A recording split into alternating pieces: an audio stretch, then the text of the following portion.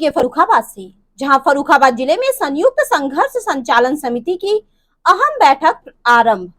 खबर के बारे में विस्तार जानेंगे, उससे पहले लेंगे एक छोटा सा ब्रेक के बाद जल्द हाजिर होंगे। इस खबर के प्रायोजक हैं फंटासिया वाटर पार्क। वाराणसी के सुप्रसिद्ध वाटर पार्क में आपका स्वागत है। रोमांच और मस्ती की दुनिया में डुबकी लगाएं। ऊंची ऊंची वाटर स्लाइड्स और वेब पुल से रोमांच का अनुभव करें। परिवार संग एक बार अवश्य आएं। ब्रेक के बाद आप सभी का स्वागत है। खबर यूपी के फर्रुखाबाद से, जहां जनपद के संयुक्त संघर्ष संचालन समिति के द्वारा सिविल चिकित्सालय लीजीगंज में अहम बैठक आरंभ। देखें फर्रुखाबाद से मितेश कुमार सिन्हा की रिपोर्ट। नमस्कार, मैं मितेश कुमार सिन्हा और आप देख रहे हैं फास्ट न्यूज इंडिया।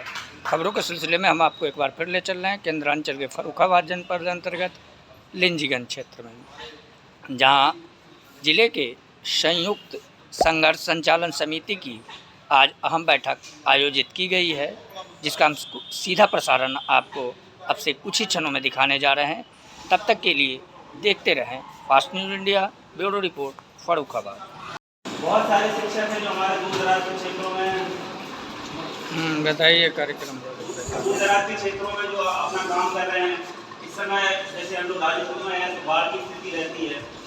कई सारे जगहों पे रास्ते टूटे हुए हैं, पानी भरा रहता है या और भी समस्याएं आती हैं। कई शिक्षक साथी हैं जो पता चला आते समय कई बार रेलवे क्रॉसिंग बंद हो जाती है, फाटक बंद हो जाते हैं। इस तरीके की ना जाने की जिन समस्याओं से जूझते हैं। और हम लोग क्या है, सरकार चाहती है कि हम लोग रोबोट बन जाए। भाई हम लोग शिक्षक हैं, मानव हैं, तो हमें मानव ही रहने दो, रोबोट ना बने। क्यों? अगर हम लोगों में से मानवीय गुण खत्म हो गए तो हम छात्रों को क्या सिखाएंगे? अगर हम लोग इंसान नहीं रहे तो हम छात्रों को सिखाएंगे क्या?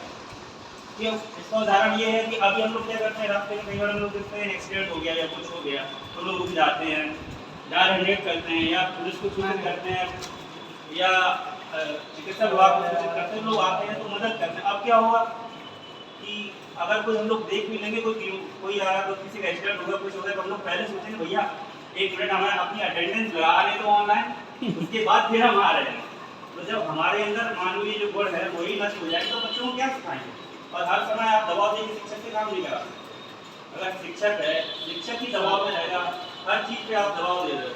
जो हम लोगों की ट्रेनिंग होती है उसकी होती है तो हम लोगों को सिखाया जाता है कैसे बच्चों को पढ़ाना है, क्या करना है, क्या नहीं करना है। सरकार हर तरफ से हम लोगों को इंगित करती है। अब हम लोग क्या करते थे, सारे सब्जेक्ट पढ़ाते थे। सरकार ने कहा कि आप लोगों को गणित और हिंदी पे केवल ध्यान देना है। तो अब बच्चा क्या सीख रहा है विद्यालय में आके? गणित और हिंदी। हम लोग चाहते हैं कि अदर सब्जेक्ट नहीं पढ़ा पाते, चाहते हैं पढ़ाएं, लेकिन होता क्या है, निरीक्षण करने जब आते हैं तो वो सवाल हिंदी का पूछेगा या गणित का पूछेगा।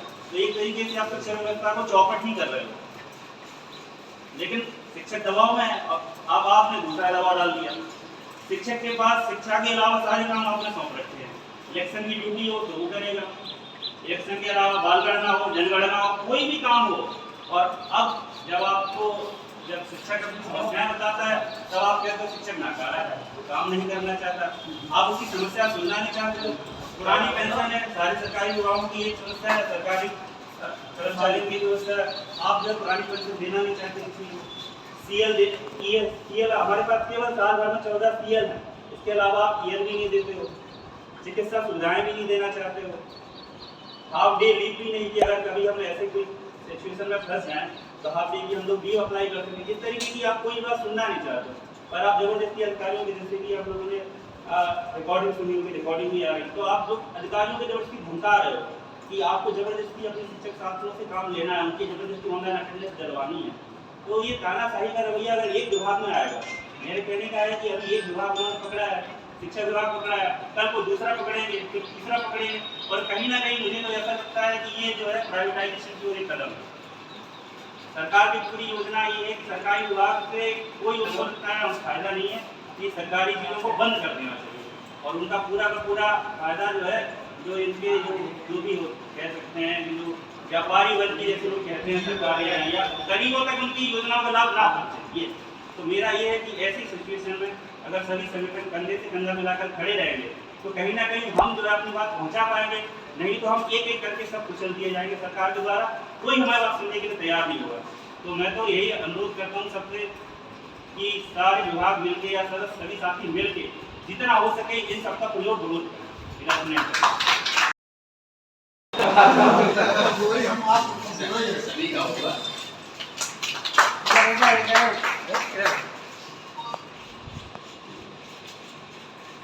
तो आप साथी है दुबई वहाँ से कहा जाए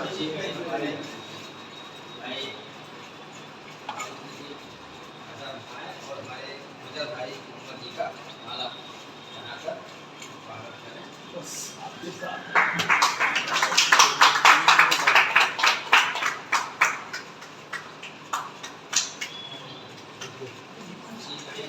भाई जी से कहेंगे आप हमारे भाई जितेंद्र जी का माला बनाकर स्वागत करेंगे।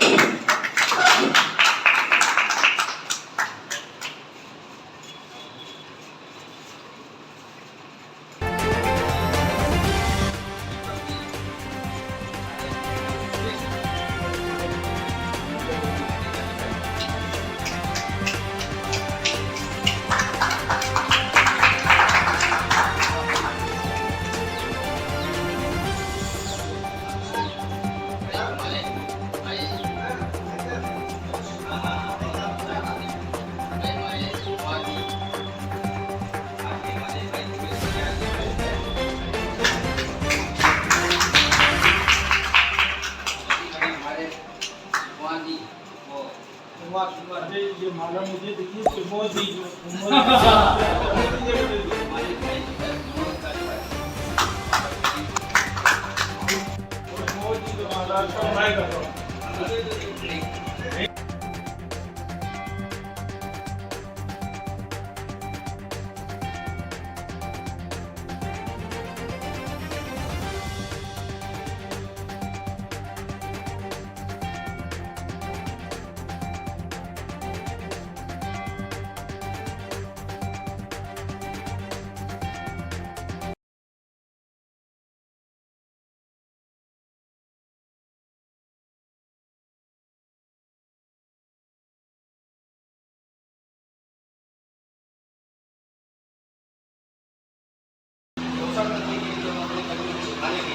ऐसा कार्य किया जा रहा है जिससे कर्मचारी हमारे की बात न रख पाए, इसीलिए कर्मचारी को शोषण किया जा रहा है लगातार। लेकिन मेरा भी मानना है हम सब भाई लोग जिस तरीके से आज ये कार्य कर रहे हैं करते रहेंगे और वो तो योग नहीं है तानाशाही इस तरीके से एक साथ में बहुत कार्य कर रहे हैं। गारंटी दिलाता हूँ 2027 में सरकार अपने आप बिल्कुल खत्म हो जाएगा। हमें किसी की कोई जरूरत नहीं पड़ेगी कुछ करने की, केवल इसलिए इस तरीके से ये हमारा शोषण नहीं कर रहे हैं, हमारा आपका शोषण साथ साथ में शोषण सभी हमारे जितने भी है जनता है कर्मचारी है अन्य जो भी है सभी का शोषण किया जा रहा है किसी न किसी उद्देश्य पर। उन चीज़ों को आपने देखा है जनता का किसी तरीके से कोई भी कार्य होगा ना तो जनता सहयोग करते हैं, तानाशाही अधिकारियों की मूल रूप से भ्रष्टाचार अनुसंधान खराब किया गया है। और जो आज ऑनलाइन अटेंडेंस व्यवस्था जो हमारे साथियों के लिए की गई है वो केवल हमारे साथियों को शोषण करने के लिए की गई है। तो हमारा साथी जब हमारा साथी कह रहा है कि हमें ऑनलाइन अटेंडेंस से कोई प्रॉब्लम नहीं है परंतु उनकी हमको सुविधाएँ तो दिलाइए। आज आप बताइए, आज हम देख रहे हैं शाहजहांपुर से लेकर बेगूसराय के कई जिलों में पूर्ण तरीके से बाढ़ की व्यवस्था स्थिति खराब हो चुकी है। तो हमारा साथी वहाँ कैसे पहुँचता है? अब आप अनुमान जारी रखिए, जाइए आप किसी तरीके से आपको लिए जाता देखिए ये तो आपको देखिए स्थितियाँ हमारे प्रदेश में स्थितियाँ क्या है। हम इस चीज़ को लागू कर रहे हैं, इस लागू करने से पहले हमें सोचना चाहिए था कि हमारे साथी कोई 70 किलोमीटर या 100 किलोमीटर के पीछे हमारे मुख्यालय कहीं न कहीं बार